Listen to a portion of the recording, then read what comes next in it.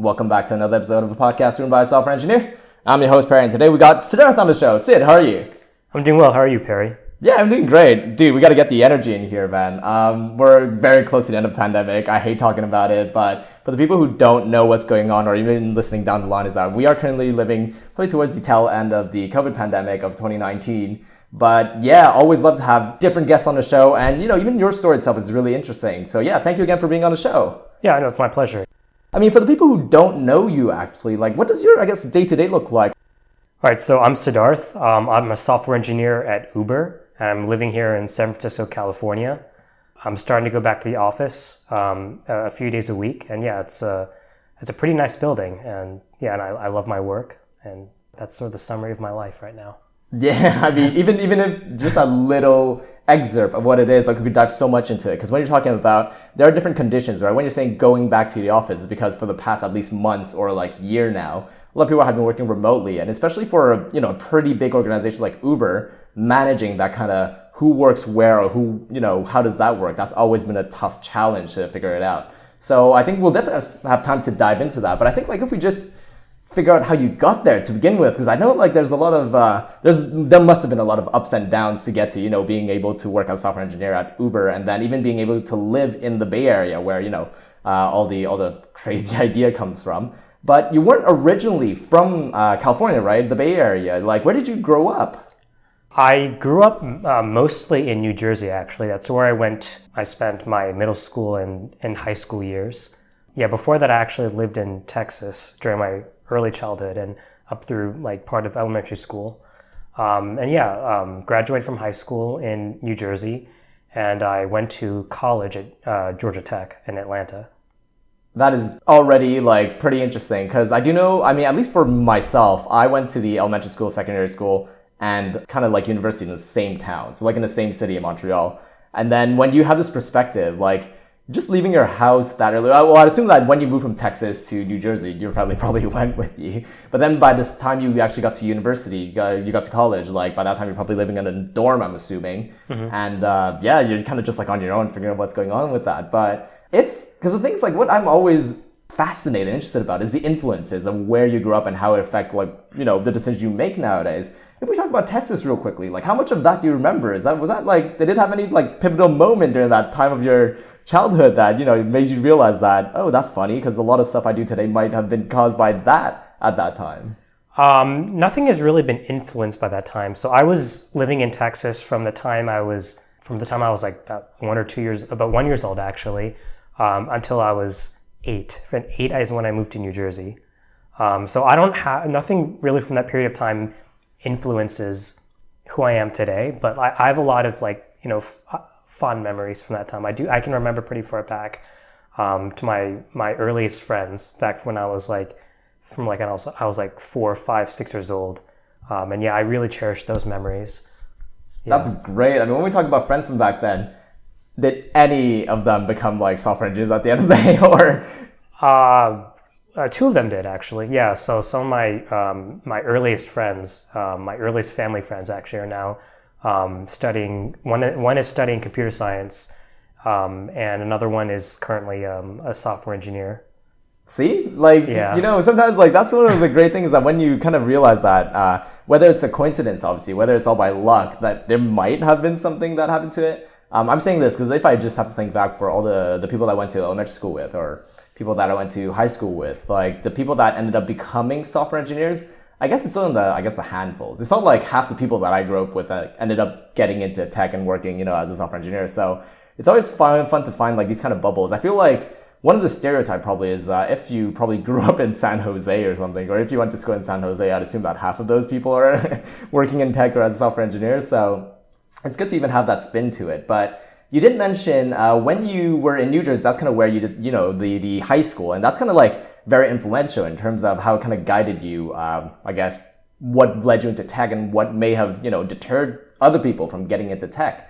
From my experience, when I was in high school, I had to choose between going into the kind of history path or the science path. But that was in Montreal, obviously, in Canada, which is different. Yeah. How did that look like in New Jersey? What was the system there? Did they make you choose maybe at the age of 15, 16, a path? Or what did that look like? It was really...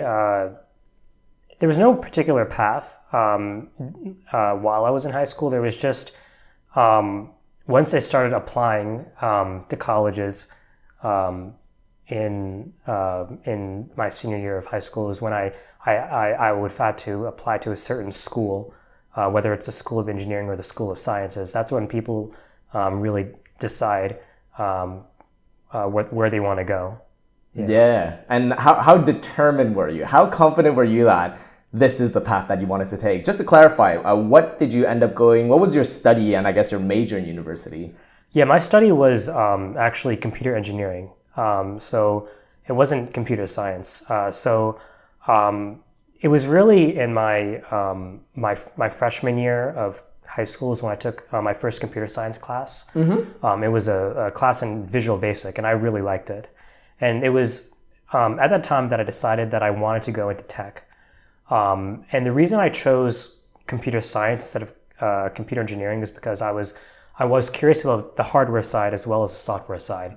So I wasn't sure exactly which one I liked better. So I ended up choosing computer engineering as a major when I was applying for colleges. Oh, well, when you mentioned the fact that you didn't know which one you wanted, like, I feel like that is very relatable because by the time I went into uni, it was more like the door was still, I wanted to have my foot in a lot of doors, right? As many doors as possible and making sure that you are making a decision, but you don't want to close like other doors that you're interested in. So it's very, I think it's very, I guess, brilliant, that getting into computer engineering versus computer science, like even the difference between those, like I'll get into that a bit just to be sure that, you know, I'm on the same page as you are for figuring that out. I did computer science. Yeah. I didn't do computer engineering, so I guess there might be a little bit of difference between the two. Yeah, there is.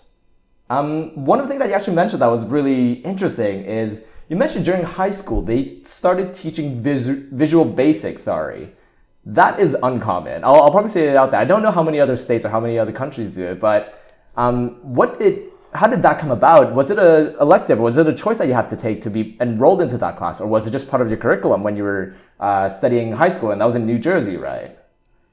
Yeah, that was an elective, actually. It was a freshman elective. There were some required number of electives I had to take.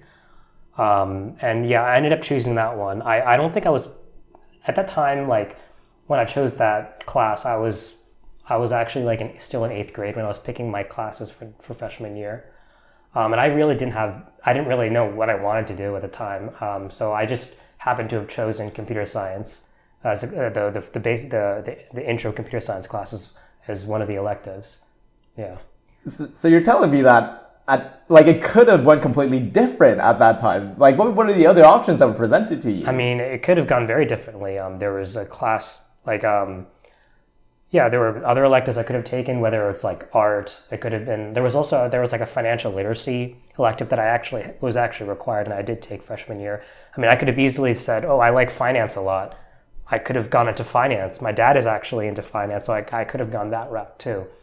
No, I mean, really just, from like 6th grade onwards is really when I just wanted to be like a really good student. I wanted to just have the best grades, be on top of my class, and I wanted to get into like just top colleges in general, but I didn't even know what I wanted to do specifically. All I knew is I wanted to be a great student and get into a top college. That's all at the time. So it was really after I took that first computer science class is when I actually had some idea of what I was really interested in.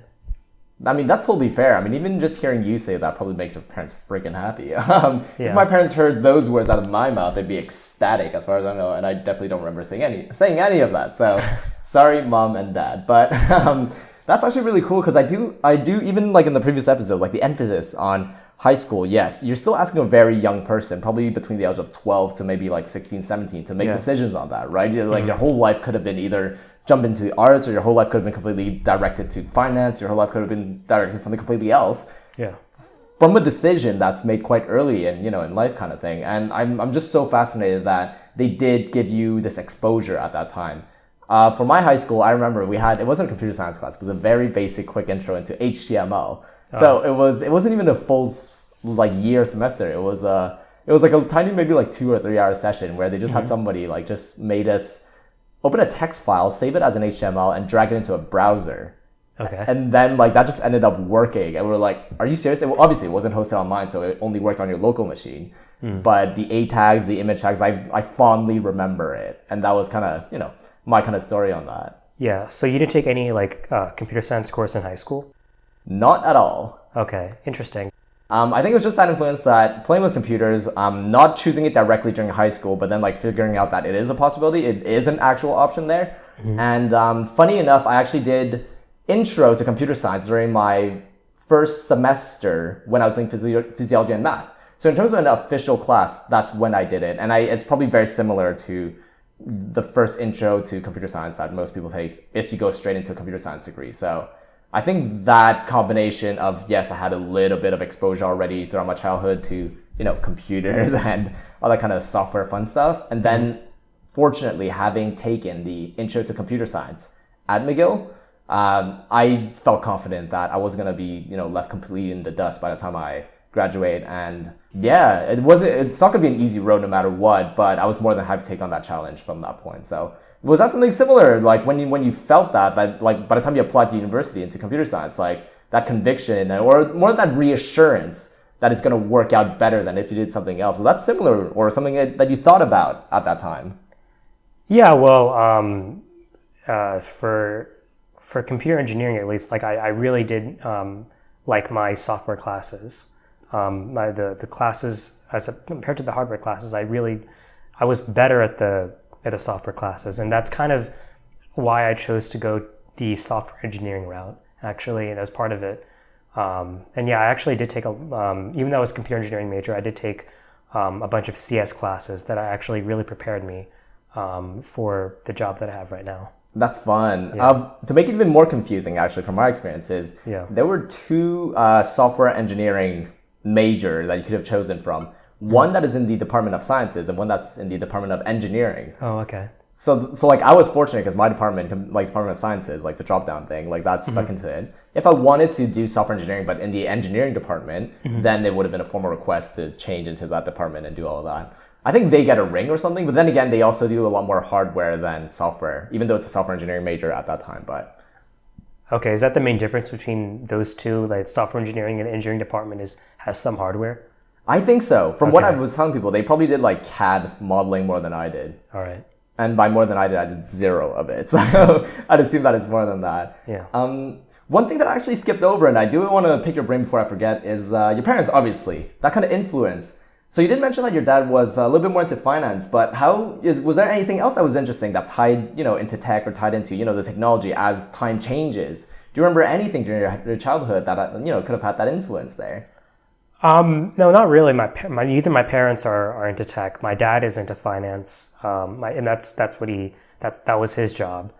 No, they didn't really have an influence in terms of choosing tech as a field. But both my parents did emphasize at an early age the importance of education and doing well in school, and that had an influence on my motivation to do well academically. And so in the end, that's part of the reason why I did choose the tech route, as I saw it as like an intellectual job. Yeah. I keep on saying it. You caught the right wave. We keep on saying because every year there's even more and more and more people getting into CS, and like at some point this is more like the pessimistic side to it, is that like at what point is it too saturated? But from what we could see and what all the new features and all the new technologies coming out, like if the work done by whoever's going through that program makes everybody's lives better, that's usually how I see it. No matter how many people that goes into CS, and then by the time they come out of it, they end up working on a project that helps a lot of people, so be it. Like I wouldn't mind the whole saturation point of too many people in CS or not enough people in CS. I don't know if you ever had an opinion on that, but I do remember when I went into computer science, like we barely filled up a class. One of the things that I don't know if I want to get into is when you were mentioning Visual Basic during high school. Like, let's get a little bit more specific there. Yeah, sure. How long was that course? Because I'm jealous. I have to say the first thing is that if somebody showed me Visual Basic during high school, I would have been absolutely like ecstatic on it. So I want to see it from your, literally your eyes. How long was it? Like, what was literally the first thing they showed you in that? Like, what did that look like? It was just a semester, like half a year. So it was just like second semester, basically, well, marking periods 3, marking periods 4. It was a quarter system in high school. So, yeah, just that, just those 2 quarters was that class. And yeah, Visual Basic, it was just 10 projects that you were required to complete by the end of that semester. So we were allowed to just work at our own pace. The teacher wasn't very like involved. Like it was sort of like self-taught. We would, from what I remember, he would give like a brief lesson, but we would normally just sort of read the instructions and then complete the projects. It was very like it was pretty independent. The students are very independent getting it done. But also like I didn't mention this, but I also took AP Computer Science, which is like considered do you know what AP classes are? Yeah, like, well, I mean, as a Canadian, I have like a brief like understanding of it, but if you just want to double clarify it. Okay, well, I'm not sure if the people listening to this knows what an AP class is, but it's basically like, it's a college level class that you can take in high school. And, you know, it's, you can get credits if you do well in the AP exam. And you can waive a few courses in college, and also like it's weighted in your curriculum. Like it boosts your GPA and it looks good on college applications if you've taken AP classes. So I took AP Computer Science in my junior year of high school. That's Java, and now it's a full year. Yeah. That's really cool because, yes, the Intro to Computer Science class at McGill was also in Java. So good to know that, you know, it's not only a, I guess, Canadian thing, it's definitely a multinational choice that people go with Java. People love to rip on it. Other people love it.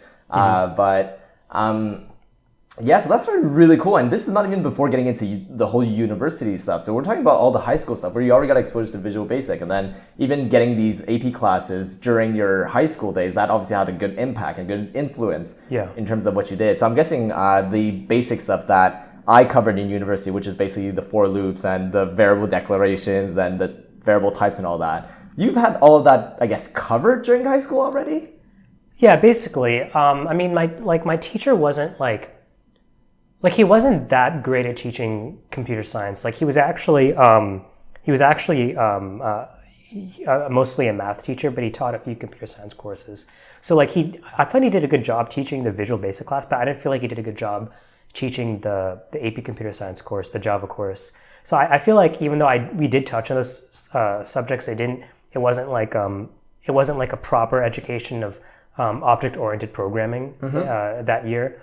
But what mattered was that I definitely was, I had some basic idea of, at least of the basic I had some of the basic concepts of computer science, but I really had the interest by that time in software.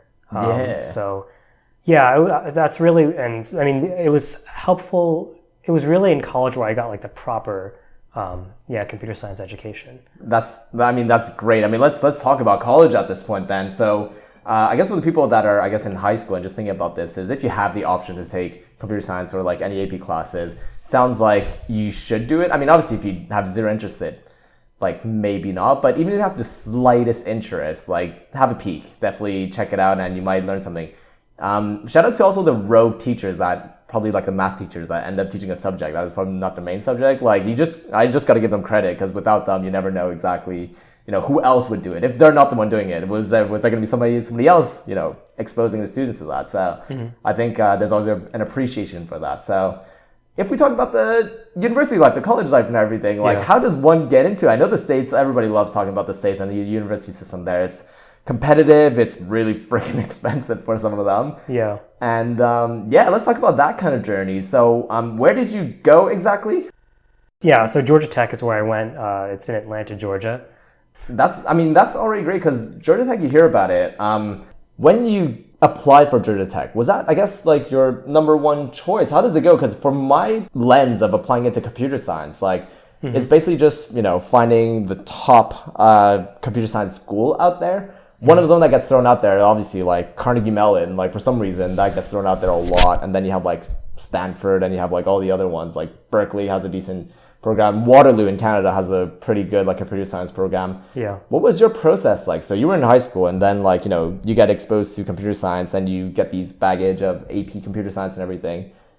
what then? What happened after? Yeah. So one thing that I guess it was a sort of a mistake when applying to colleges is that I wasn't looking at what was specifically the top colleges for computer engineering. I was just looking at the sort of the national ranking, like what are the best colleges in general. So I ended up applying to like a lot of Ivy League schools, but in hindsight, that was a waste of time because a lot of those schools are not even like good for computer science. So I'm glad that like I one of those among the schools that I applied to was Georgia Tech, which was one of the top schools for engineering and computer science, and I got into that. So in the end, it did work out. Yeah, and what were the actual requirements actually from for my experience when I was applying to university? We had a kind of special grade called the CRC that you would get during your CGIP years, which is last year of high school and then first year of uni combined. Was that a similar system, like, or what was the requirement if you wanted to go into, I guess, computer engineering at Georgia Tech? What were they looking at? Yes, you would apply specifically to the engineering, engineering school. They would look at your SAT scores. They would look at your GPA, your AP classes, and also your college essays. Oh, so those were essays that you specifically wrote to, I guess, to apply. Exactly. Yeah. And what was the topic on those? Because I haven't gone through any of that, so now I'm just like more interested into it. Okay. I don't remember what my essays were about when applying to Georgia Tech because there were so many. There was the Common App essay, which is for which is the essay you would use for all the colleges, and then there were also individual essays for each one you're applying to. I don't remember the one I specifically wrote for Georgia Tech. That's fine. It's also always great to think about it, that like, how significant was it? I mean, at that time it was probably like really majorly significant, but nowadays when you think about the topics and what's going on with that.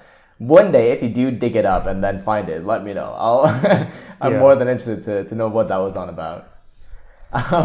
So I mean, obviously congratulations, maybe a couple of years later, but you got into Georgia Tech and everything. Yeah. Let's talk about expectations. So you got into Georgia Tech, and it is renowned to have, obviously a decent tech program, but what is tech, Like, I didn't know specifically that their computer science / computer engineering program was stellar, but it does sound like it. So what were your expectations going into, fortunately, a program like that? Were you expecting were you expecting a lot of competition there? Were you expecting a lot of material that you have not covered? Did you have to do the computer science like intro again? What did that first look like by the time you got to Georgia Tech? Yeah, so Georgia Tech is it is one of the top engineering schools. It's like, according to US News, it's like number 4 for engineering, number 4 for like computer science, I believe. And it's among the top. So I was expecting people to be really smart there, and there were a lot of brilliant people in Georgia Tech. So it's a different experience, like from high school, like you're like on the top of, you're like among the smartest in your grade, and then and when you're in college, it's like there are a bunch of other smart people smarter than you. And a lot of people were really brilliant when it comes to computer science. So my expectations were high, and they were met. Oh, that's great. I mean, you keep on saying that there's people smarter than you, but logically speaking, there's also people dumber than you. Yeah, I could speak for myself on that one. Like, I was probably definitely on the dumber crowd at the end. But one of the things that I do want to ask actually is you've already been exposed to for loops. I mean, I was exposed to for loops way later in my life. Mm-hmm. How much of that overlap spilled over from what you knew during high school and I guess like your first year of university? Did you find a lot of similarities? I want to see what the benefit was to take all these AP classes during high school. Did they go over the same subject during your first year at Georgia Tech? Yes, my first year at Georgia Tech, I actually took a MATLAB class, which wasn't a required class for computer science, but it's a required class for computer engineering. And a lot of the same concepts that I learned in my high school CS classes, like if statements, for loops, things like that, like the basic sort of syntax. I'm already great that you already mentioned like a different language in quotation marks. Some people won't even consider MATLAB as a language, but it's not great that you already mentioned like different ones. So you have like, I mean, high school Visual Basic, Java, and then when you throw in all these other ones like MATLAB, what did that landscape look like for the program in general in the bigger picture? Was it still focused mostly in Java throughout your whole undergrad degree, or did they also give you the chance to try, I guess, like C, Python, anything else in there? Yeah, so I was exposed to a bunch of different languages. So my computer engineering courses were definitely it used C a lot. So I took a lot of like classes where you had to know like low level languages like C. It was sort of in the middle of high school, and I this is important to mention that as I mentioned before, I wasn't sure going into college whether or not I wanted to do computer engineering or computers. Or I wasn't sure whether or not I liked hardware or software more. And yeah, it was during college that I really realized that software was my interest. So even though I was still a computer engineering major, I chose to take a lot of CS classes that were not required for my major, but I took them because I thought they were important for my own knowledge and for pursuing a software engineering career. I was also interested in like artificial intelligence and machine learning, those topics, robotics. So I chose to even though I was continuing to minor in computer engineering, I chose to pursue a CS minor, specifically in artificial intelligence. So I took a bunch of CS classes like artificial intelligence, robotics, machine learning, computer vision. And yeah, those classes used Python. Okay. Yeah, so the CS classes that I took, just for this, not for my major or for my minor, but for the sake of just the knowledge, that included operating systems, which did use C, but I also learned Java properly this time, like with the intro Java course, and also I took a data structures and algorithms course in Java, and that class specifically really prepared me for interviews. That data structures and algorithms class, and that's something that was not offered in the computer engineering curriculum. So had I not taken those CS classes, I probably wouldn't be a software engineer at Uber right now. So taking that data structures and algorithms class is what prepared me for my interviews, that's how I got my Uber internship 2 years ago. And that class deserves a lot of credit. That's great to know that. I guess even for the people that are currently at Georgia Tech and they didn't even know that existed, like that might even just be a game changer at the end. Yeah. It's actually really interesting because even from my point of view, like I've always been the software guy. So when I went into the program, it was all pretty determined. So there wasn't that kind of different luck factor of you stumbling onto something, a CS class that is super beneficial at the end. So I'm glad that it worked out for you and you did stumble upon it. Yeah.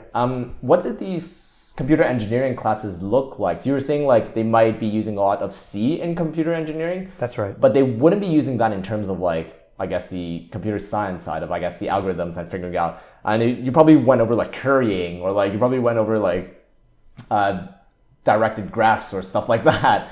What was the contrast with computer engineering class? Like they didn't talk about algorithms, they didn't talk about data structure. What did they cover then? I mean, we touched on some like data structures, like we did talk about like hash tables, for example, linked lists, but it was really it was more hardware focused. So I did take a class where I learned C, but then it was sort of applying it to some hardware, being able to apply it to this some hardware technology that we had. So there's something called an embed. It's like an embedded. It's this thing where you can dump code, and it's attached to we call it a breadboard or a proto board, where you can add like resistors and buttons, things like that, and you can basically you can use that code to control that hardware. Yeah, I mean. It sounds relatable, of course, because like you need some sort of computing to make sure that if you're going to shove that into a smart fridge or something, like that's probably where I guess the intent was. The intent was being able to have some kind of logic to be able to feed, hardware machines, like whether it's a smart fridge or if you're going to build a car out of it or whatever it is. So I think that might have been the idea. And yeah, now that you mentioned that, I do understand the contrast between if we're going to be talking about, I guess, building computers for hardware as opposed to just building software for like computers at the end of the day. That's probably, I guess, the good contrast to it. So yeah, I definitely learned something new in that aspect.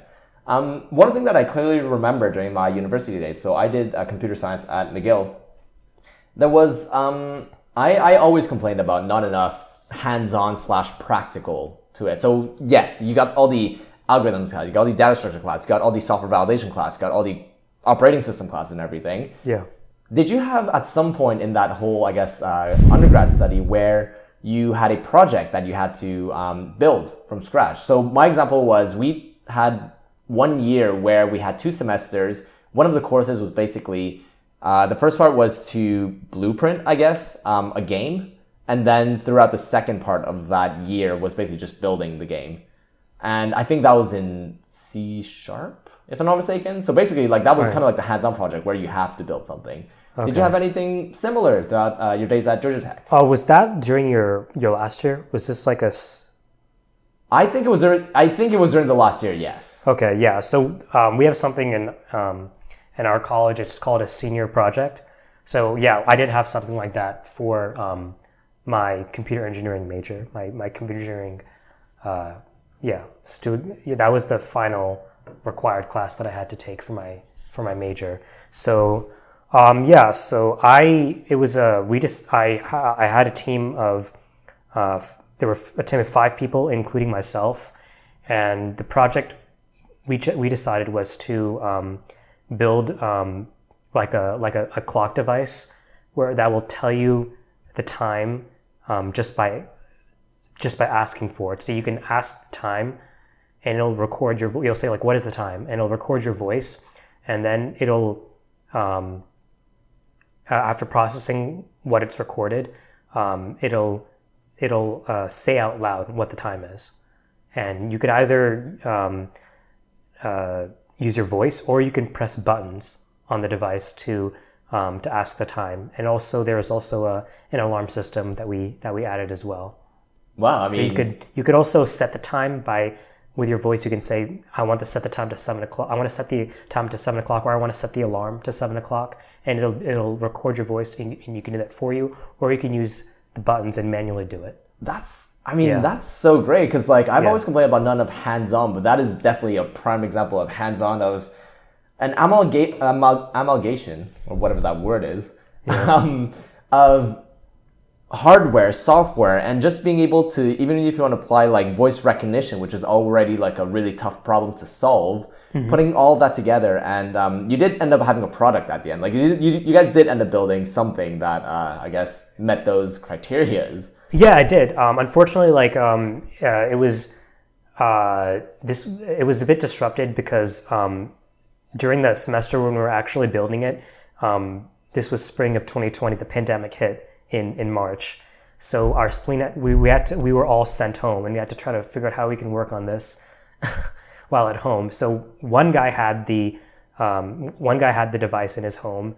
And he was able to finish up some of the hardware, but we didn't have access to all the different tools that were available on Georgia Tech campus. So even though we did have a working device on a circuit board, we were not able to add like a case and proper casing because we didn't have access to the 3D printers in Georgia Tech. Oh wow! So, but in the end, we did get a device that performed the function, even if it wasn't aesthetically great. I mean, you guys had a freaking 3D printer at Georgia Tech. So yeah. Even having access to that, I'm amazed, and I always love hearing about it. And I mean, I obviously could dive into that, like, into so much, but let's talk about the stack of that project real quickly in terms of like what languages you used to build it. I mean, you already talked about the logic board there. How would you describe it for somebody that works in the tech? Like, what did you end up using to build it? Yeah, so for the hardware, we used there were buttons that we added to the proto board. There was There was a Bluetooth device that we used for recording the voice. Low level wise, in terms of the hardware, we sort of split up roles. So like my job was actually the software person. So I was responsible for programming the software to get it to work. I wasn't really delving into the hardware. Someone else was responsible for that. So I worked on the software. I also there was another part of the project which was also creating an app to as an alternative to control the device. So there are actually three options to control the device. You could either use your voice, you can use the buttons on the device, or you can use your app. So the idea is that you can control the device without having to touch it or be in the same room as the device. I mean, that's so cool. I mean, we're all just talking about not high school, a university project, but even just having that going on, that's really cool. I do have to ask, when you talk about software, like, what was it built on? What was your input? Like, did it come in as, I guess, like a video file of the voice? Like, what did that look like just to be able to, I guess, compute the whole thing? Yeah, so we use something called Sphinx. We found this repo online that actually that we can use to actually process the voice that gets recorded. In terms of the technology that I used, in terms of what I programmed, I used Python, if I recall, to program the device, and I used Java building the app. Oh wow! Yeah, those are the good thing is that those are still very prominently used and very convenient in a lot of different scenarios. Actually, I'm pretty sure I didn't ask you this, but today, what's the most, I guess, common language that you use day to day? In my job, in Uber, in my job, I use Golang. Okay. Go for the back end, and I use JavaScript for the front end work that I do. That's really sick. Especially, I don't even know if universities even offer classes on Golang. That's probably the other topic that people could dive into, like Golang, Rust, a lot of these newer technologies. Did they expose you guys at Georgia Tech for any of that, or? No, they did not. I actually learned both of those things, both of those languages, during my internship at Uber. Yeah. That is great. Yeah. So learning, it's not so much when you're studying. It's important for the audience to hear this. People who are interested in computer science, like learning computer science and going to software engineering. It's not so much just it's so much more than just knowing the language. So once you know a language, you're expected to just easily pick up a different language that you're exposed to. So by the time I've started my internship, I've already known a bunch of languages. So it was expected that I would pick up Golang pretty quickly. So just knowing the syntax differences and picking up Golang and JavaScript wasn't that bad. JavaScript was a bit harder because it's very different, but generally once you know a language, you're expected to just easily pick up a completely different language. I mean, I'm gonna 100% echo that. I've probably said it definitely enough times before that. The term language agnostic, right? When you go, at least like fortunately, the people that have gotten the opportunity to go through an undergrad in computer science, yes, you get exposed. Well, you have one language that is probably the main that you use throughout the whole undergrad, but you do get exposed to all the other ones.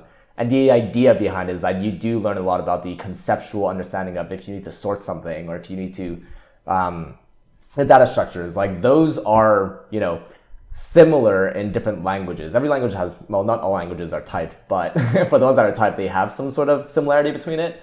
And then when you are exposed to a situation where you have newer language, Golang, Rust, all the fun stuff that are coming out, you should be in the mindset to understand the concept behind them and then just pick them up. So I'll emphasize anybody who does understand that getting into, at least software engineering, is very language agnostic. Well, if you have a language agnostic mindset going into it, those are the people that usually, fare better, just because that's kind of how realistic it is, that at some point or at any point, you could just end up picking up a different language, or you're required to pick up a different language.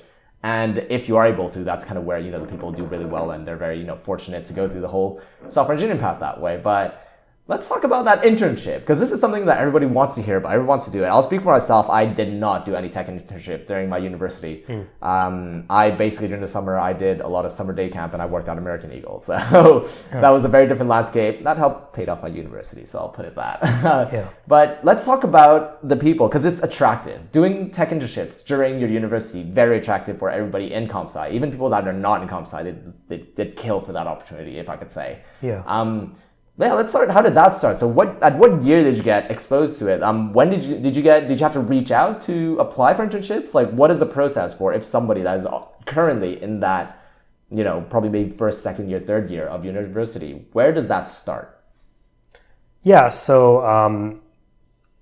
in my college, there's a career fair where a bunch of companies, come and visit your college, and that's a good way to sort of connect with recruiters. And you can show them your resume.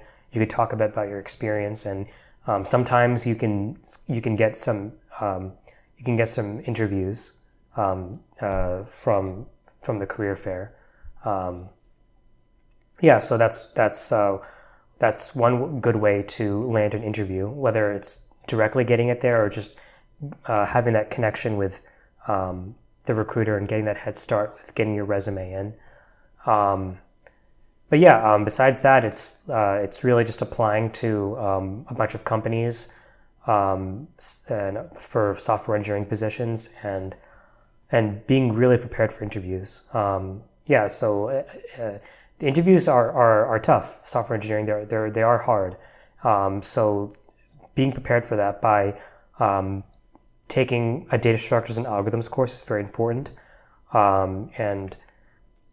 There's also online resources like LeetCode and HackerRank, which helped me a lot. There's also a book called Crack the Coding Interview. That also is very helpful. So having that preparation and really putting yourself out there, applying, you'll get the interview, and you can do. And once you use your preparation to do well in the interview, you can land the internship, and that's a great way to get your foot in the door for going on a great path to a great software engineering path in your career. Yeah, I mean, I'm not going to be shy to say that I've always been the one that every time anybody mentions CTCI, cracking the coding interview, or like LeetCode and HackerRank, there is that group of people that will cringe whenever say that, because nobody likes it. Just kidding. Some people do like them, but I don't know. Like, there's always different camps to it. There's always the people that will give it so much crap just because like it drills your mindset to be really good at interviews, and how realistic is that in your day to day? Or the opposite, right? Like, some people think that it is appropriate to do that for every single candidate, but then some other people are like, why are you doing those like very theoretical problems when, what are the odds that you encounter them like on a day-to-day basis? So that has always been a topic I'm probably not going to dive into because I'll spend another 2 hours going into the whole thing. But good advice for the people that are in that position and are looking into that. Like, those are great resources. No matter if you like them or not, I've seen all of them. Mm-hmm. Not all of them, obviously, but I've seen a lot of them, and they are good resources. And if you are the kind of person that genuinely find that kind of stuff interesting, that you should check it out. So you were saying HackerRank, LeetCode, the Cracking the Coding Interview, and many, many other. Go check them out, and it will do you more, good than harm overall. One of the things that could actually really help people is career fair. Yes, there were definitely also loads at many universities. At McGill, they definitely had them. Georgia Tech, they did have them. When you're talking about just submitting your CV, like what are good pointers? I mean, like, fortunately, yours got through, and then, it made a good impact. What are some good pointers for people that are at these career fair and just, throwing out their CV for them? Was there something, what was your secret sauce in your CV at that time? Yeah, I do. So one thing I would say that really would help getting the interview itself is having a really good resume. So you want to make sure that it's very technical, that you have all of your programming languages that listed, that you have a very good objective statement, that you're listing your courses, and really having a lot of projects. Assuming you haven't had an internship before, having like a section, the largest section in your resume should be dedicated to just talking about technical projects. And for each project, you want to talk about you want to go into quite a bit of detail, like what was the project, how you like how successful is the project, and what did you use to complete the project, and it should be very technical. You have to basically just show off your technical knowledge when in that section, and also it could be a class project, or a lot of people have individual projects that they do in their free time, and those actually do help a lot. I did not have the time for that kind of individual project, but I've heard that those projects that you pursue outside of your coursework really do help. So yeah, having that, and there was a course in Georgia Tech that I took where they actually had like a template of like a really good technical resume and what that looks like. So if you have a class like that would be very helpful. But it's, having that great resume that shows off your technical knowledge would really help you land the interview. So that's the first step. Perfect. Yeah. I mean, even describing it that way, because some people have done that. Some people have their side projects. Some people have their projects that are part of the curriculum, but they're not able to articulate it in a way that looks good or in a way that is presented, in a good light on a CV. So like having the help and the resource to be able to do that as a step one is a good call out, to be like, yes, you've done a lot, but you need to present it in a way that somebody else could digest it and understand what you went through. So yeah, that is great. A great advice over there. And then when we talk about the interview, so you did end up getting a call up for an interview at Uber for the internship position, which is always a good call to have, like whenever you hear something like that. That's right. Do you remember that question? And do you remember what language you used for that, I guess, interview? Yeah, so Java, I was actually, when I was applying for Uber, this was around the time that I wanted to pivot towards taking more software classes, taking more CS classes. And for my for pursuing that CS minor in artificial intelligence, I had to first take the Java class, the basic Java class, and the data structures and algorithms class. So it was during that semester when I was applying to Uber that I was taking the data structures and algorithms class. So it was very fresh in my mind. So that was actually very helpful as compared to if I had taken it like 2 years earlier, like a lot of people do. A lot of people the CS people usually take their data structures and algorithms class their freshman year, but I was taking it that semester, which was actually my second semester of junior year. So it was very fresh in my mind, and Java was very fresh in my mind too. I was using Java for that course, so I chose Java as a language for all of my interviews. The question was, it was actually like Sudoku. That was the there were 2 rounds of interviews. There was one phone interview, and I don't remember exactly what the question was, but then there was the second one, there was a second interview which was the more difficult one, and that one was Sudoku and being able to read, being able to determine if a given board, which was an array of numbers, determine whether or not it's a valid Sudoku board. So I had to make sure that all the rows were between 1 and 9 and there were no duplicates, and then making sure all the columns were between 1 and 9 and no duplicates, and making sure that every section of 3x3s were 1 through 9 and no duplicates. So the data structures and algorithms class did help because I learned about a hash set data structure, and that's what I used to determine whether or not there were unique values, whether it's in the rows, the columns in each 3x3 section. Yeah. Like, let's be clear that they did not give you any indication of what data structure you should be using for any of these questions, and you're the one that's in control. Be like, you need to know, how to represent it in a, I guess, binary way. I don't know. Well, it wasn't binary because I think Sudoku, you have more than just zeros and ones. It's like 1 to 9, I guess, at that point. Yeah, so 0 through 9, yeah.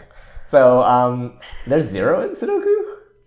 Yeah, I was a 10 by 10 board from what I recall. Oh, wow. All right. Yeah. Well, I mean, they really stepped it up a notch and really tried Actually, to get you too, right? Hold on.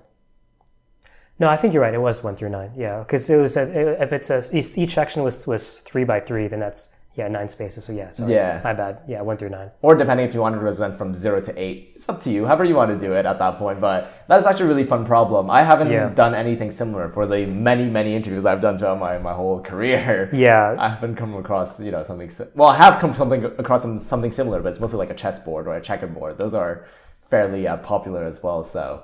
I'm glad that you left a really good impression during that time because next thing you know, you did get accepted into their internship program at Uber.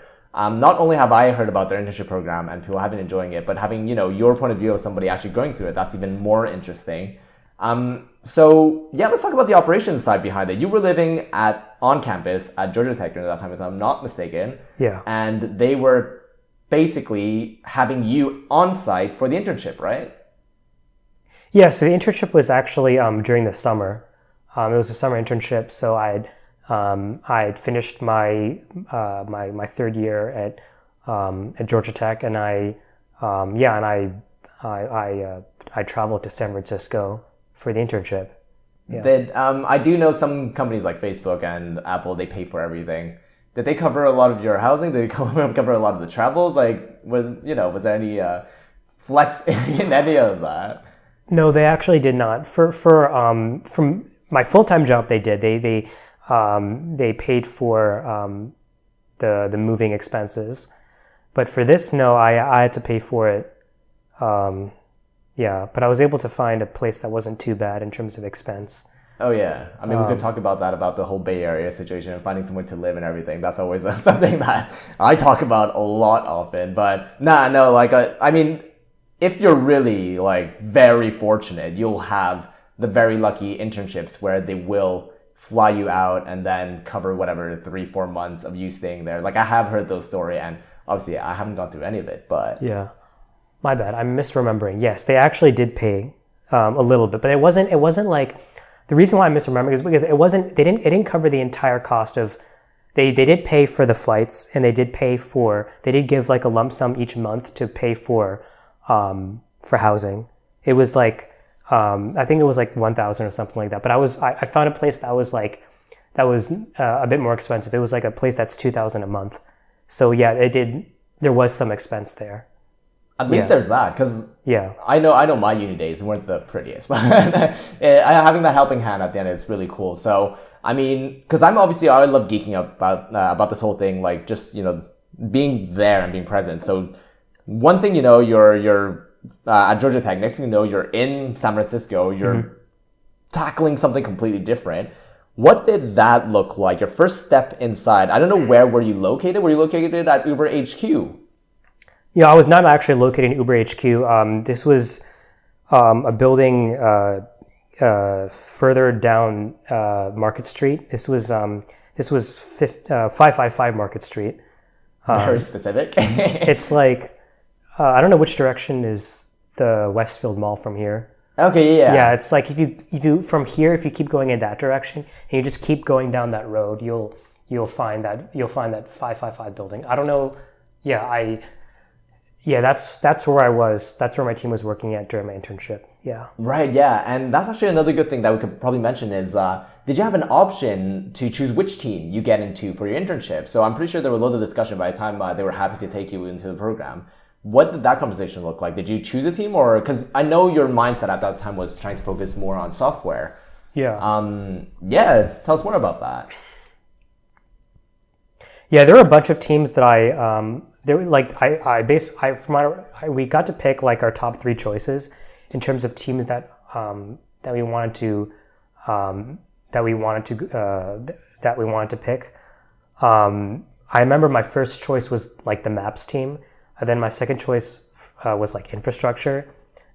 So I did not get into Maps, but I got into infrastructure. And within that infrastructure team, which is a pretty large team, there is the configuration, which is actually the people that you're going to be working with. The configuration team was the team of 10 people that I ended up with, and specifically in that whole large infrastructure group.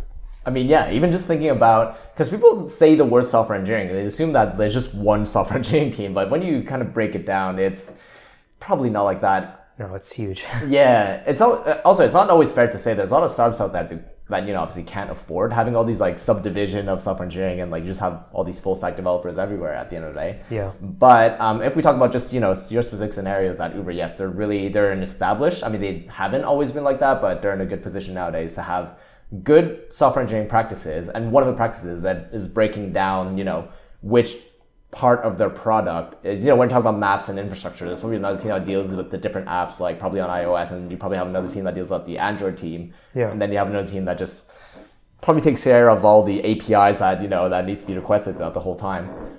So it is really interesting that you ended up on the infrastructure team. And how much would you say you knew what to do before going into the program? Then I guess and how much of that did you learn after it? Because some people would know a little bit before going into it, but by the time you realize that you're in an internship at one of the bigger companies in the States, how, I guess, confident were you the day that you started doing that?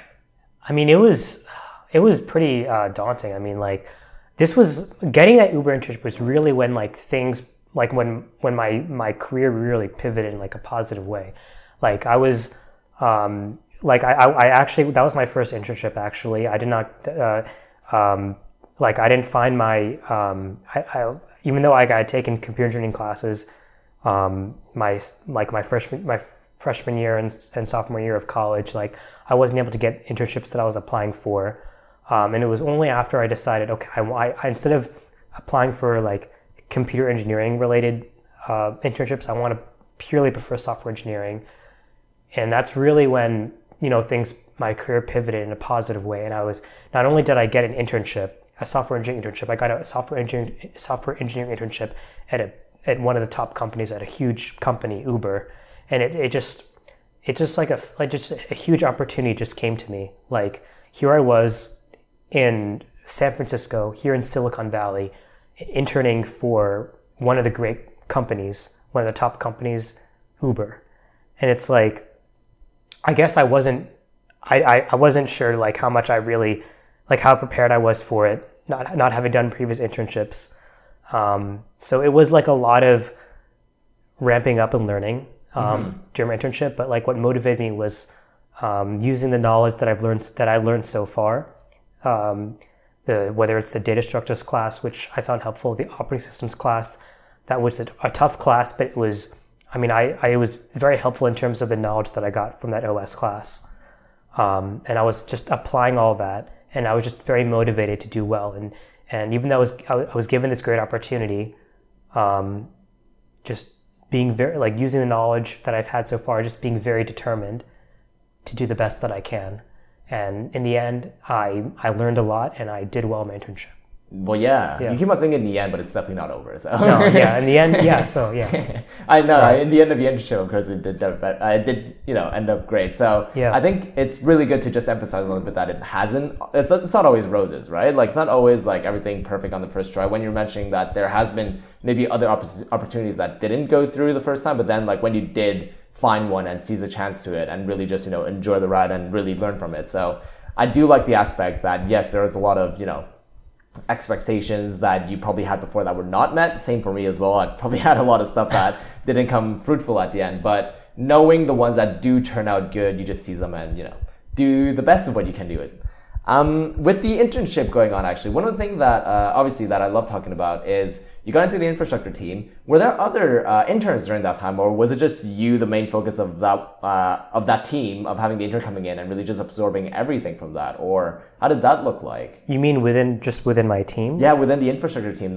Was there a class of interns that joined that infrastructure team, or was it just you, the intern in quotation mark, that joined the infrastructure team? No, there were interns in a bunch of teams. So within that. The configuration team, that smaller team, that 10 people, were the 10 people that I would communicate with. There was one other intern. I'd actually, coincidentally, I'd actually met him earlier. I was actually looking for roommates for housing, and I met him on some San Francisco housing Facebook group, and we actually like we ended up not rooming together, but I'd known at the time that he was also interning for Uber, and we hung out a little bit, and then it just so happened that we were both on the same team, which is a huge coincidence. Yeah. I mean, huge coincidence. So yeah, he was the other intern on my configuration team, and yeah, we hung out a lot. But I also, throughout the summer. But yeah, there were other interns that I met, just whether it's during lunchtime or during dinner time. Like Uber actually serves dinner, so I would normally go to the HQ office for dinner, and that's where I would meet other interns there, and there were a bunch of them that I would meet and talk to. And yeah, there was also like an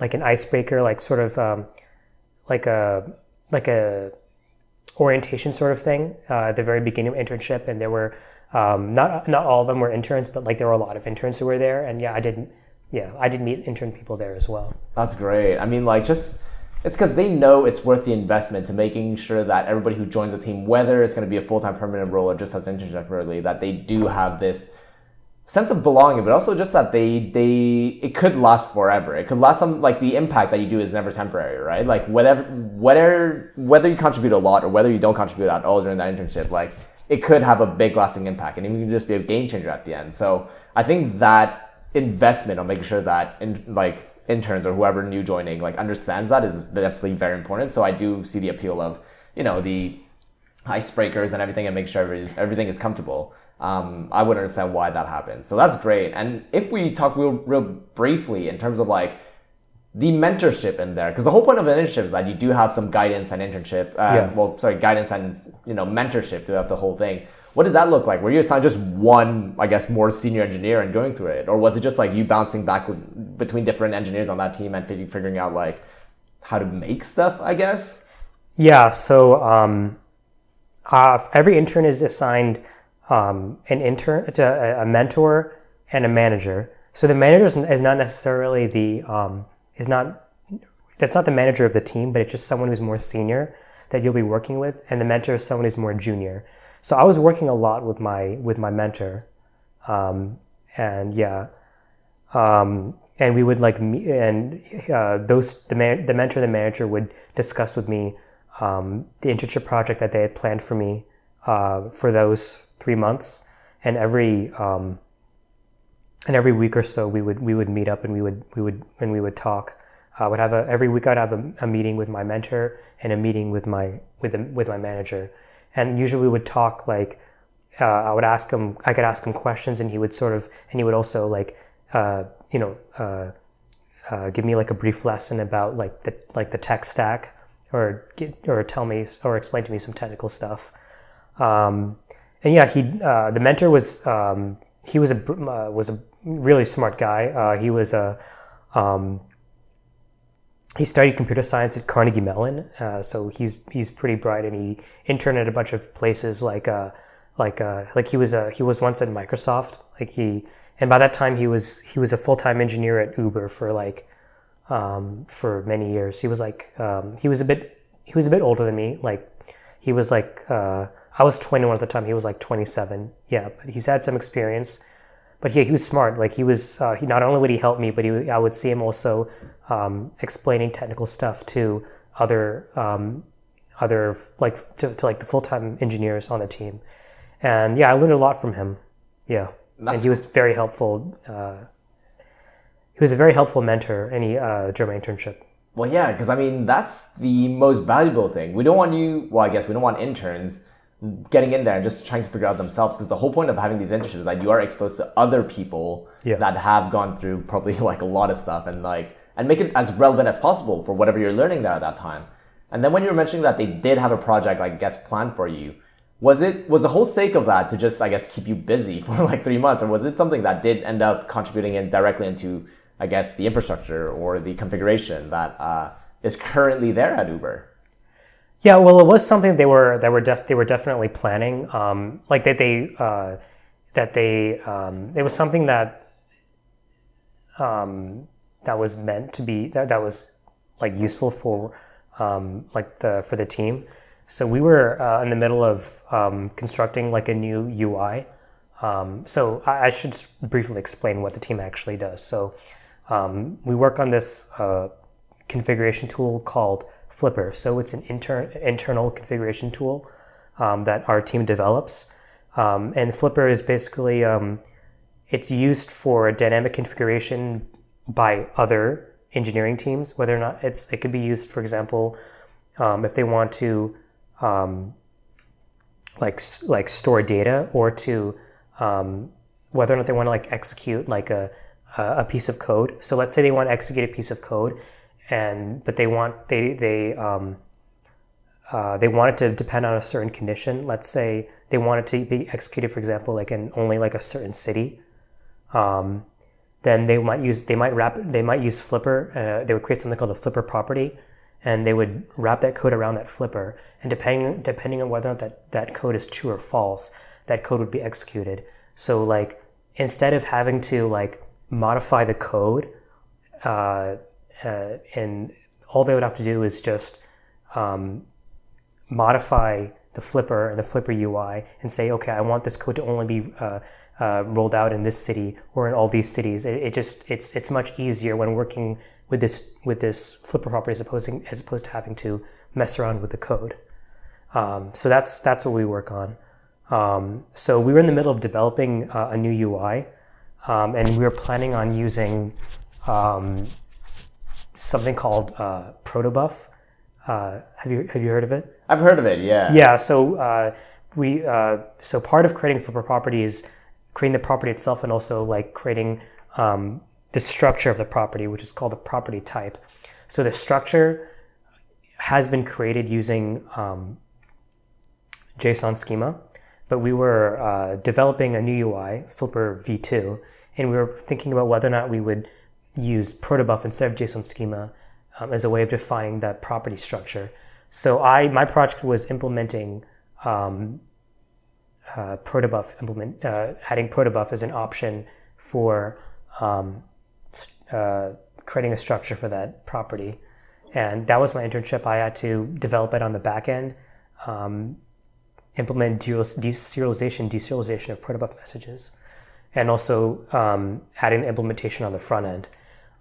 So they did find it very useful, but unfortunately they scrapped that UI and they ended up developing a new Flipper V UI like entirely. Because they scrapped that entire new tool that they were developing, since my internship, my project that I worked on isn't currently there, but it was helpful at the time. Yeah. Yeah, even just putting all that into perspective, like those are very common problems. I guess common when you're talking about the configuration of like, when you're talking about, I guess, for a specific city, like that's one among many, many, many other conditions / flags to check. Like when we're talking about a condition or like a template of all the different configurations, like that could be endless, because I do know I've worked a lot of projects that have a lot of different configurations at that point. So knowing that most of the projects that I have dealt with configurations, like we didn't have a separate team to deal with it because the companies weren't that big, but knowing that I guess the thought about making it scalable and apply to as many cities in your case for as you need to, that's always a good problem to have. And then when you're talking about these different, JSON schema or whatever, like a lot of people just take it by default that if everything was JSON in real life, like that'll be great, but that's going to be a topic of discussion for later. But that is already great to understand, like, what were you going through during that internship, I guess? Because this is, as you're saying, this is the third year of Georgia Tech. Did you graduate at that time, or was it, how did that fit in? Because I do know currently, like, you are at Uber at a full-time role, so big congrats on that as well. Yeah. Mm-hmm. I'm trying to figure out how the transition went. So if we just have a quick brief of what happened during the internships, that you got accepted to the program, you've been on site during the summer to work directly with the team at one of the offices. No, it wasn't at Uber HQ, it was at near Mission Bay, and then you got to be directly on site and work with the team there and everything. Yeah, so I need to clarify, my current building is the Mission Bay building, but the building I was at for my internship It was somewhere along. It was a different building on Market Street. That's right. Okay, it was another building on that time. All right, right. So okay, let's try to bridge the gap real quickly in terms of like, okay, so after the 3 months of internship, working on a really interesting project. If I think about it, with all the different problems that you had to think of. Yeah. How did that transition look like? Because I think a lot of people that do end up with a great story and very people that wants to relate to is going from the internship and then actually getting to live that day to day more than just the summer, more than just the 3 months that you were there. So what was the steps after that? Yeah. So in the end, I did well in my internship, and in the end, I learned a lot, and in the end, I got the full-time offer towards the end, and then going back to Georgia Tech, my final year at Georgia Tech, I felt very different. Like having taken the internship, like I was much more skilled as a computer scientist. I was much more comfortable with software. I was just a much stronger software student. And that definitely had an influence on my performance my fourth year. So I did very well my fourth year at Georgia Tech. I took, some tough classes, but I ended up excelling. I ended up, getting good grades in those classes and learning a lot. And that transition from Uber to my fourth year at Georgia Tech, that was a pretty good transition. Did they, well, I mean, in my head, whenever I think about this kind of stuff, is obviously you'd be eager at that time to finish your year and just like going through with it. Yeah. Did they require, I guess, obviously the requirement is that you actually graduate. So that's probably like requirement number one, making sure that you go through it. But did they do like another round of an interview after that, or they didn't even have to worry about that just because you've done the internship and they've seen what they're dealing with? Like at that point, it was basically just making sure that you guys agree on an offer and then that's it? Or did they actually give you another round of interview and make you go through that? No, I didn't have to interview. Like once I got the full-time offer at the end of my internship, like that was it.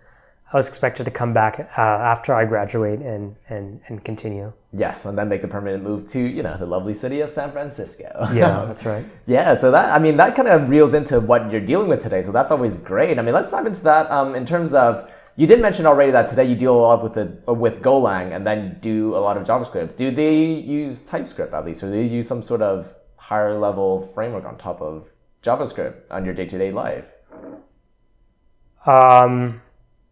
It's fine if you say you're using pure vanilla JavaScript. it's so we use this. TypeScript is used for like checking types, so we do have that.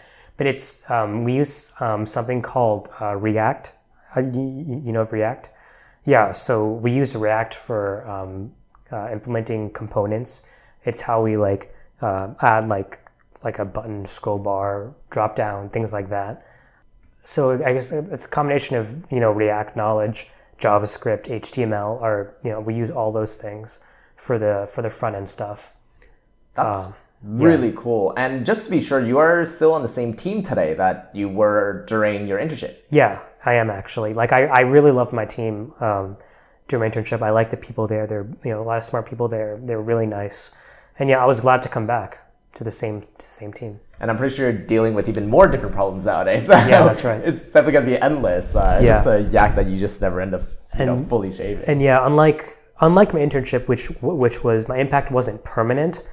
Yeah, I've already done a lot of work since becoming a full-time that's having a permanent and positive impact on the company and the team. I think that's great. I think I always geek out about these kind of things, just knowing if I want to go a little bit slightly deeper into the details, like version control system. What are we talking about here? Are they still using Git? They're probably not using Git, or are they using something called, I guess, like Mercury or other stuff like that? Like, how did that look like? No, we are using Git, actually. Right. All right. So me and my assumptions, because I do know a lot of different companies use different ones. But yeah, these are kind of just a comparison when you have many, many, many engineers all across different teams. I'd assume that there's thousands of engineers at Uber. Not everybody's in the same repo, I'm assuming. No, that's not how it is. Uber has a microservice architecture system. So instead of having like a monolithic architecture, which if something fails, the entire app goes down, the entire company goes down. It's split up into a bunch of different services. So even though they are like dependent, and like if one service fails, that could affect other services. It doesn't affect everything. So there are for each service there is like a different repo. I mean, that's always really cool. It makes sense. Like if we talk about the architecture and all the system stuff, like it makes sense to have it that way. Yeah. I don't know when the whole boom of microservices came out, but nowadays a lot of times you'll figure out that a lot of stacks like that. I know some projects are mono-repoed, but it's like divided into different deployments. So you will have different microservices, but they still live in the same repo. And then it's just like, oh yeah, everybody's pulling from the same one. I've seen that, but yeah, there is like a mono repo where we have like different services, but in one repository. That's the case for the Flipper v2, the new Flipper v2 that we're working on right now. That I'm actually working on right now. That's part of a larger mono repo. But there's a repo for the backend service. There's a repo for the caching service. There's a repo for the data. I mean, that's so cool because those are problems that nearly every tech company out there has to figure out. We have to figure out, data structure, not data structure, database, cache, all the fun stuff, all the API endpoints that are hitting that database at the end of the day. Yeah. One thing that we haven't really talked about is, yes, you do get exposed to a lot of different engineers on your team, but in a realistic setting, there's a lot of other characters in this whole story, right? There's product managers, product designers, all this kind of fun stuff. Even talking about the UI that you're talking about, how does that all fit in? Do you make the call in terms of, I want to put a button there, or is there some other kind of vetting where a designer will come up with a prettier interface for the configuration page that other engineers would use? Yeah, so we did have a designer. So I was, even though I'm working on the Flipper tool right now, a few months ago, I was actually on I was working on a different tool within the configuration team called Cascade, and that tool is used to configure the different Uber products. So the operations team, the city operations team, would use this tool that we developed called Cascade to configure the different properties of Uber products, whether it's like pricing, maximum capacity in the vehicle, different attributes like that, and that configuration would directly affect the Uber product itself, whether it's UberX or a specific Uber Eats product, for example. So for that project, when I was working on Cascade, yes, there was a designer that we had to design the new UI, the Cascade v2. So she was not technical at all. Her job was only to lay out what the design was supposed to look like, and we engineers just sort of gave our opinions and then just said we agree on this, and then our job was then just to implement the UI following the designs that we were given. Yeah, it does sound like a relatable story when you have like back and forth between the designers and making sure that it is a doable design. A lot of times it's like, nobody asked for this animation. I mean, it obviously may not be your case, but it's just some stuff that throughout the years that I've seen, it's always fun to talk about. And I guess, do you guys use more product managers or project managers or program managers? Like, do you have a term for people that usually keeps track of what needs to be built? No, I mean, we have our engineering managers in our teams, but they also are technical. They also do engineering work.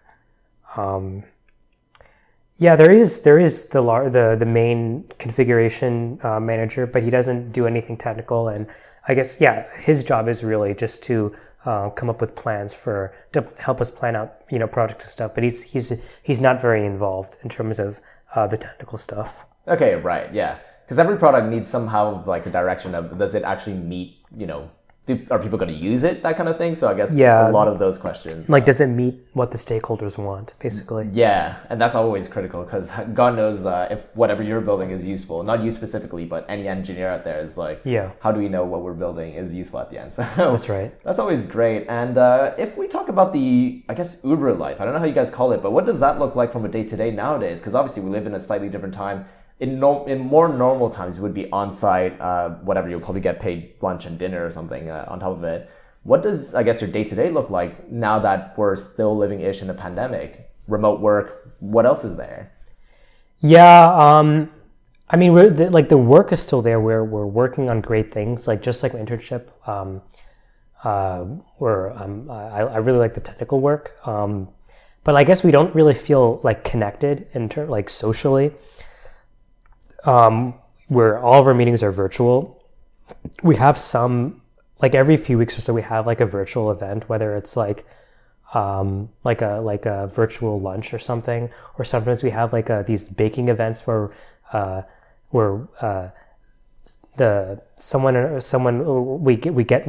each of us in our team we receive like this baking kit, and while having the Zoom call we're making something. But it's like I don't, the connection isn't really there. Like when we're talking, it's usually about during virtual meetings talking about technical stuff. Normally, and like right now, even though like the offices are technically open, like not many people are showing up. So it's like I've only met like a few people so far in person at the office, but like they don't usually they only come like maybe a couple times a week, and it's usually like just like me and like one other person maybe. But normally, if it was all in person, we would have like lunch together. Like pretty often, we would go to restaurants. From what I recall from my internship, like we would have like we would have like, you know, we had like a picnic once, and yeah, we would, you know, I remember like we would, you know, we would, you know, talk about many different things, like we would like joke around and things like that. And yeah, all that was really nice. Yeah, that stuff is missing now, but like, you know, what can you do given the current situation? But yeah, that's basically that's how the situation is right now compared to how the situation normally is. Yeah, exactly. And then, I mean, hopefully we're almost past the corner there, and then at least they're there to give you any kind of support. I'm guessing that you probably have some subsidies in terms of if you need a better setup at home, and then all the kind of fun stuff. They are there to help you with that, right? Yeah, they are there. Because I do know that a lot of people were debating on that by the time that, yes, it's forced work, but then a lot of companies are willing to, you know, go out of their way and be, if you need an extra screen at home, we're more than happy to help you with that. And yeah, that's right. If you want to have like your own so like a monitor, for example, or like a little like sort of your own like personal desk system in your home office, you can order those things and they'll give it to you for free. I haven't chosen those things. I didn't find them necessary. Like I feel fine just using my laptop. So yeah, there are different ways to accommodate. And like right now, like we're, you know, it's beginning to get back to normal. Like even though like not many people are coming back to the office right now, like that number is increasing. As like currently that number is increasing, and like there are more like earlier when I first started coming to the office, there weren't any snacks that were available in the office, but now there are a lot of snacks. So it's like it's becoming increasingly more comfortable to come back to the office, and now they're starting to serve hot foods during lunch. So yeah, I've not used that yet, but that's what I plan on going to the office just for some hot food sometime next week. And yeah, hopefully that will incentivize more people to come. So if there are, you know, a bunch of people in my team showing up, like I'll feel more connected, you know. Well, yeah, for sure. I mean, even having this conversation, nobody expected it to have this kind of conversation like months ago or years ago. Yeah, definitely. So that's always an interesting time. Yeah. When you're talking to other people, you guys probably use Slack at work? I don't know, I'm just guessing. These are all just the random questions I have. Yeah, for direct messages, we use Slack, and for virtual meetings, we use Zoom. Yeah, okay, yeah. So those are quite, I guess, very common stack there, you think about it. I don't know, these are the kind of stuff that I personally find interesting in terms of like how people communicate nowadays. Like some people will be adamant Microsoft Teams, or they're probably forced onto Microsoft Teams. Poor them. I'm kidding, I don't take any side on any of this. One thing I did want to dive into, I do know a lot of different companies have a kind of system in terms of what kind of engineer you are, like first year, second year kind of thing. What does that look like at Uber? For example, I think at Facebook, they use something like E1 to E4. I'm guessing was that like a discussion that you had with your mentorships, the managers and all that, in terms of where does this software engineering ladder you sit in as you grow in your position? Yeah, so there's different. There's like levels there's like L1, like L2, there's like L3, L4, L5, and you can be like a software engineering 1, a software engineering 2. So right now I'm an L3 software engineer. So that's where you start out, just being a new grad software engineer. And the next level would be L4, and I'm planning on getting promoted like sometime this year. So there are certain like requirements I have to like complete, certain like competencies I have to finish. And I'm working with my manager. Like his goal and my goal are to finish those requirements so I can get promoted by like fall of this year. Yeah. And become an L4. Because I think it's always a fascinating topic that, okay, so there's a lot of hard parts in even formulating this ladder or this like grid of levels and everything. Because I do know like some companies don't even have that to begin with, just because they weren't at that stage. And then even when you talk about the bigger company, it's not a standardized system. Not every company uses the same way of, figuring out what competencies go where kind of thing. Mm-hmm. And this topic itself could be a complete separate episode. I think I did one previously talking about this, so we'll leave it at that. One of the last things I do want to dive into is not only are you doing that full-time, but you're also taking the time to even dabble into a graduate degree if you get the chance to. What does that sound like? Yeah, so I've been thinking about even though like I'm doing software engineering, to look at something like AI related, like as I talked about before. Like I chose to minor in artificial intelligence, so I want to sort of expand my knowledge there. So that's the main reason I'm planning on applying to grad school. Even though like I've just started off with this full-time job like just about 9 months ago. I don't plan on actually going to grad school for like at least a few years. Like I want to gain experience software engineering for maybe like just a couple of years. But yes, after that I do want to go to grad school. So yeah, right now I'm studying for the GRE, which is the entrance exam for grad school, and I want to take it this year just to get it out of the way. So it'll be that school will be good for like 5 years if I want to apply a couple of years from now. That's smart. I mean, if it's valid for that long, then might as well get it out of the way. And then I'm pretty sure the content is more fresh in your mind and more relevant to, I guess, your studies than if you did it a couple of years down the line and trying to remember any of the, I guess, school topics that you studied during your undergrad. So yeah. I think that's great. Yeah, I mean, like this GRE stuff is actually not like CS related at all. It's actually like there's actually the math section is stuff that I learned like in high school and middle school, and yeah, there's the reading section and there's like an essay section. So yeah, it is sort of like it's like a blast from the past, thinking about all things that I haven't really learned about since high school.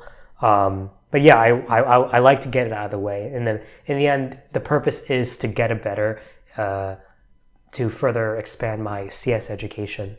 That's the ultimate goal. And I'm assuming that the graduate degree will be in CS or like whether machine learning or like AR or anything similar in that field. Yes, it will be a CS master's degree. That's great. One of the questions I have to ask is Uber going to comp it? They might actually. Okay. So I would like for that to happen. This was not a conversation that I haven't really looked into this, but yeah.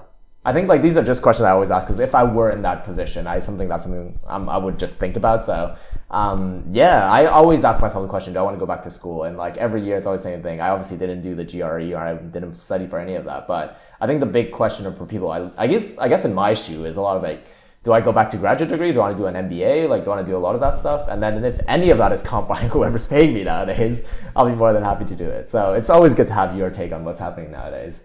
Yeah. But man, we covered a lot of things. I think like one of the better gems at the end is what kind of advice you have for people that are going through or want to go through the same path as you did? Because yes, you were mentioning there were hardships, there were rejections, there were different times, but then like stuff did fortunately work out well and you really learned to embrace and really cherish, and keep on pushing forward really. You're not stopping anywhere right now, you just keep on going. So for the people who are going through the similar-ish process, like lay it out there, like what should they know?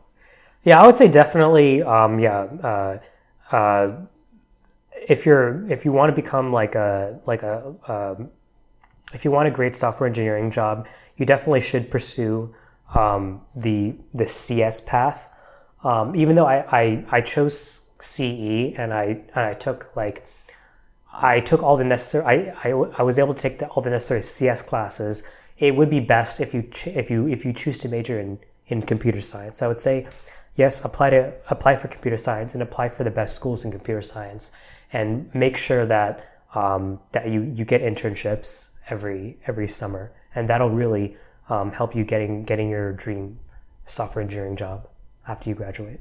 And there's no better way to be. Yeah, that's amazing. Just to say thank you for giving all this fun advice. Where can people follow you, or even if you're interested, if people want to reach out to you with any kind of questions, advice, or even just wanting for a chat, can people find you anywhere? You can add me on LinkedIn. Yeah, my name is Sidharth Eleswarapu, and if you have that spelled out for them, they can easily search for me in LinkedIn and add me, and I'm happy to accept your request. That's amazing. I mean, I'll have that all LinkedIn. I'll have that all linked for everybody who's interested. And honestly, thank you so much again for being on the show, Sid. Yeah, thank you. This is great. Thank you, Perry. Amazing. All right, and I'll catch you guys on the next one. Take care.